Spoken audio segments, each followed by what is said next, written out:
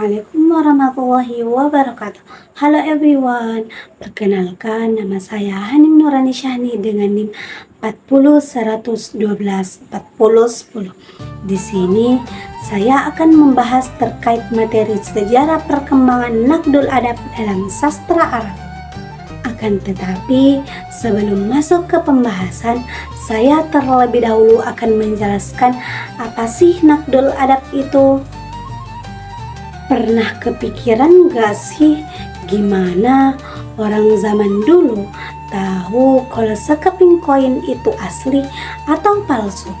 Karena di dunia Arab klasik proses memilah koin asli dari yang palsu ini disebut dengan nakot.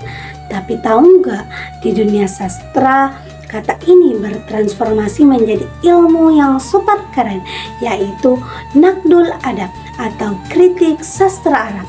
Yuk kita melihat bagaimana ilmu ini mengubah wajah sastra Arab dari masa ke masa. Nah, sekarang saya akan membahas terkait sejarah perkembangan Nakhdul Adab dalam sastra Arab dari masa ke masa.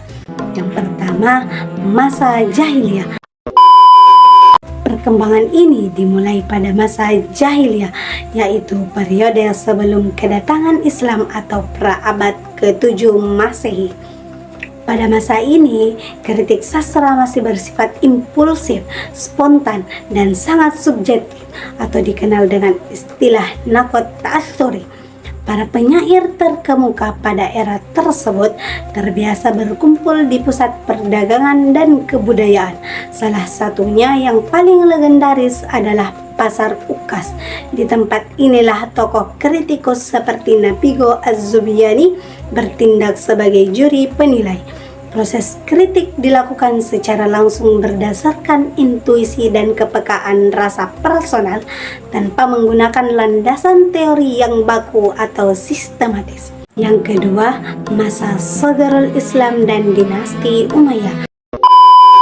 Memasuki abad ke-7 hingga awal abad ke-8 Masehi, yaitu pada masa Sadrul Islam atau awal mula Islam dan dinasti Umayyah, standar kritik sastra mengalami pergeseran yang signifikan. Kehadiran Islam mengintegrasikan nilai-nilai moral dan keagamaan ke dalam penilaian karya sastra. Kritik tidak lagi sekedar berfokus pada keindahan lafaz dan rima, melainkan juga menyoroti isi dan dampak sosial dari karya tersebut.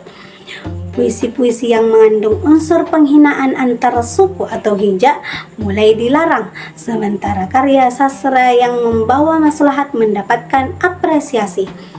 Bahkan, figur pemimpin seperti Khalifah Umar bin Khattab kerap bertindak aktif sebagai kritikus yang mengoreksi keselarasan makna puisi dengan nilai-nilai tauhid dan kemanusiaan. Yang ketiga, masa dinasti Abbasiyah.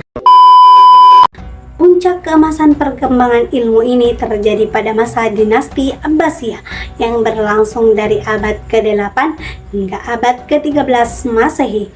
Pada era ini, kritik sastra bertransformasi menjadi disiplin ilmu yang ilmiah dan terkodifikasi secara sistematis atau disebut dengan nakot ilmi. Faktor utama yang mendorong perubahan ini adalah maraknya gerakan penerjemahan karya-karya filsafat Yunani seperti logika Aristoteles ke dalam bahasa Arab. Periode ini diwarnai oleh perdebatan intelektual yang sengit antara kubu tradisionalis atau Al-Qudama dan kubu pembaru atau Al-Muhdasun. Tokoh-tokoh besar seperti Al-Jahiz, Ibnu Qutaibah, dan Al-Jurjani lahir pada masa ini dan berhasil merumuskan kaidah-kaidah retorika serta teori kritik sastra yang menjadi rujukan utama hingga berabad-abad kemudian. Yang keempat, masa kemunduran. Pasca runtuhnya Baghdad pada abad ke-13 hingga abad ke-19 Masehi, dunia kritik sastra Arab memasuki masa kemunduran yang panjang atau dikenal sebagai era Inhitot. Selama beberapa abad di bawah situasi politik yang tidak stabil, aktivitas kritik sastra mengalami stagnan dan kehilangan daya inovasinya. Para kritikus pada masa ini umumnya tidak lagi melahirkan pemikiran kritis yang fundamental.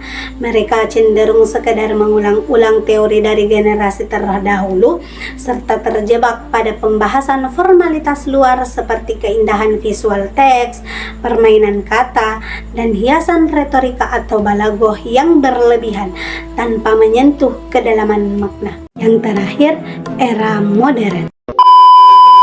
Kebangkitan kembali baru terjadi pada abad ke-20 Masehi hingga era kontemporer yang menandai dimulainya masa modern atau Al-Asrul Hadis.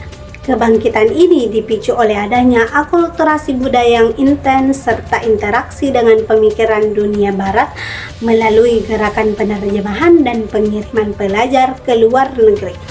Para kritikus Arab modern mulai mengadopsi sekaligus mengadaptasi berbagai metodologi kritik barat seperti aliran romantisisme, realisme, strukturalisme, hingga postmodernisme. Salah satu tokoh paling berpengaruh dan kontroversial di era ini adalah Toha Hussein. Melalui karya monumentalnya yang memicu reorientasi radikal dalam studi sastra Arab klasik, melalui perjalanan panjang dari era spontan hingga metodologi modern tersebut, Naqdul Adab membuktikan dirinya sebagai disiplin ilmu yang dinamis dan adaptif terhadap perubahan zaman. Sekian penjelasan dari saya. Wassalamualaikum warahmatullahi wabarakatuh.